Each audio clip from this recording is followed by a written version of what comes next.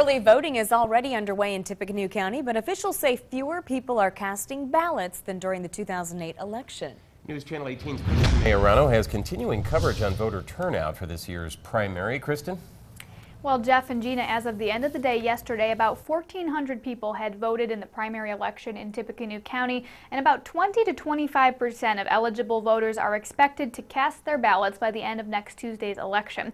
But if you examine the number of people who voted at Payless stores in the first 2 days of early voting this year versus in 2008, the number of voters is down by about 32%. Tippecanoe County Clerk Krista Coffey says that's not a huge surprise, especially when you consider the historic turnout levels in 2008. Since the presidential candidates are almost set, there's little incentive for Hoosiers to vote in the national race, though Coffey does remind people local elections will impact you more closely. She says primaries typically see lower turnout levels than general elections as well because many people don't want to declare a party. But for those who did choose to vote, Coffey says the Republican Senate race between incumbent Richard Lugar and challenger Richard Murdoch is a big draw.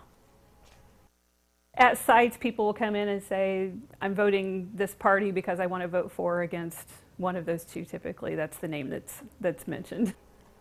Coffey says she expects turnout will be much higher for the November general election because historically more people show up for the presidential race. She says she firmly believes in the right and responsibility to vote and encourage everyone who's eligible to do so. Plus, on her end, she says it takes the same amount of effort to put on an election with a 20% turnout as one with an 80% turnout, so the more the merrier. Now, for details on where to vote and who you'll see on your ballot, click on this story on WLFI.com. Kristen Majorano, News Channel 18.